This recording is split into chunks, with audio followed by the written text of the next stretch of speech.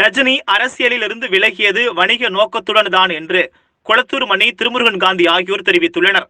திண்டுக்கல் மாவட்டம் பழனியில் தமிழர் விடியல் கட்சியின் முன்னணியின் மாநில இணை ஒருங்கிணைப்பாளர் இளமாறனின் திருமண வரவேற்பு நிகழ்ச்சியில் திராவிடர் விடுதலை கழக தலைவர் கொளத்தூர் மணி மற்றும் மே 17 இயக்க ஒருங்கிணைப்பாளர் திருமுருகன் காந்தி ஆகியோர் கலந்து கொண்டு மணமக்களை வாழ்த்தினர்.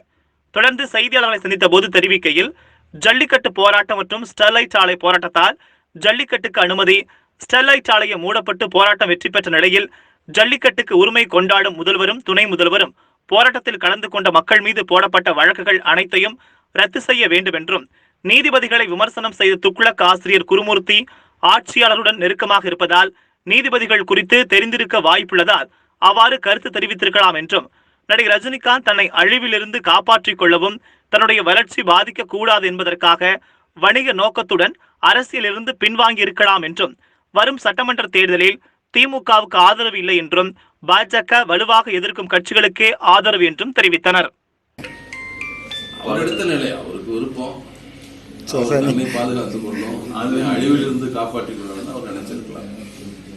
அவருடைய வணிகத்தை அவர் காப்பாற்றிக்கணும். அதான் தமிழக அரசுக்கு நாங்க இப்ப வைக்கிற கோரிக்கை என்னன்னா, இப்ப நீங்க ஜல்லிக்கட்டு நாயகன் திரு இபிஎஸ் அவர்களும் ஓபிஎஸ் அவர்களும் அலங்காநல்லூருக்கு வர்றாங்க. ஜல்லிக்கட்டு போட்டியே நாங்க உரிமை பெற்று கொடுத்தோன்றாங்க. ஆனால் அதை போராடியவர்கள் இங்கே கூட இளைஞர்கள், அவர்கள் எல்லாம் சேர்ந்து போராடிய பெற்ற உரிமை தான் ஜல்லிக்கட்டு உரிமை. ஆனால் அந்த போராடியவர்கள் மீதான வழக்கு இதுவரைக்கும் அப்படியே இருக்கிறது. அந்த வழக்கு இதுவரைக்கும் இந்த அரசு ரத்து செய்யவே இல்லை. அதே போல இந்த மீத்தேன் திட்டத்திற்கு, ஹைட்ரோ கார்பன் திட்டத்துக்கு எதிராக எல்லா அமைப்புகளும் போராடினாங்க. அது பாதுகாக்கப்பட்ட வேளாண் மண்டலமாக அதிமுக அரசு, எடப்பாடி அரசு அறிவித்தது. ஆனால் அவர் பாதுகாக்கப்பட்ட வேளாண் மண்டலமாக டெல்டா பகுதி அறிவித்த பின்னரும் கூட ஹைட்ரோ கார்பன் திட்டத்திற்காக போராடியவர்கள் மீதான வழக்கு ரத்து செய்யப்படலை. ஸ்டெர்லைட் ஆலையை மூடுவோம் என்று அதிமுக அரசு சொல்லி இருக்கிறது, கொள்கை நிலைப்பாடு எடுத்திருக்கிறது. ஆனால் ஸ்டெர்லைட் ஆலைக்காக போராடியவர்கள் மீதான வழக்குகளை ரத்து செய்யல. இப்படியாக அத்திக்கடவு அவினாசி கூட்டு குடிநீர் திட்டத்துக்காக போராடியவர்கள் மீது தொடர்ச்சியாக இது போன்ற பல மக்கள் சார்ந்த போராட்டங்களில் போராடியவர்களுக்கு வழக்குகளை போட்டு தொடர்ச்சியாக ஒடுக்குமுறை செய்து கொண்டிருக்கிறது. குடியுரிமை திருத்த சட்டத்துக்கு போராடினவங்க, டாஸ்மாக்கு எதிராக போராடினோம், அத்தனை பேருக்கு மட்டும் வழக்கு தொடர்ச்சியாக நடந்துட்டு இருக்குது. அந்த வழக்குகளை ரத்து செய்ய வேண்டும் என்ற அடிப்படையில் தான் நாங்கள் அனைவரும் ஒன்று திரண்டு அதற்கான மாநாட்டை நாங்கள் நடத்துகிறோம். அந்த தமிழ்நாடு அரசு அதை கவனத்தில் எடுத்துக்கொண்டு வழக்குகள் உடனடியாக ரத்து செய்ய வேண்டும் என்பது எங்கள் கோரிக்கை. ஆதரவு பாரதிய ஜனதா கட்சிக்கு எதிரான கட்சிகளுக்கு, அவர்களை தோற்கடிக்க வலுவான கட்சிகளை நாங்கள் ஆதரிப்பதாக முடிவு செய்கிறோம்.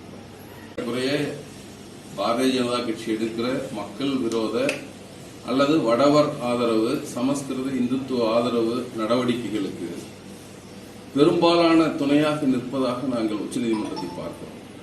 இந்த வழக்கில் ஏதேனும் சொல்லி அதை தள்ளி கொண்டு போயிருப்பதும், மிக சிறந்த காரணமுள்ள வழக்குகள் கூட, இப்போ ஒரேகான் வழக்கு என்பதை நாம் சொல்லுகிறோம். அதில் மக்கள் ஒரு பேராசிரியர் இருக்கிறார், எடுத்துக்காட்டாக ஆனந்த் இருக்கிறார். அவர் இந்த கொண்டாட்டமே தவறானது என்று சொன்னவர். ஆனால் அவர் இந்த வழக்கில் கைது செய்யப்பட்டிருக்கிறார். அதே உச்ச நீதிமன்றம் இப்ப இதுக்கு இடைக்கால தடை வச்சிருக்காங்க சார். வேளாண்மை சட்டத்துக்கு இடைக்கால தடை என்பதற்கு என்ன பொருள் நினைக்கிறீங்க? கொல்லப்போவதை இப்போது கொல்ல வேண்டாம், பின்னால் கொள்ளுங்கள் என்று சொல்வதற்கு அது என்ன நமக்கு பயன் இருக்கும்?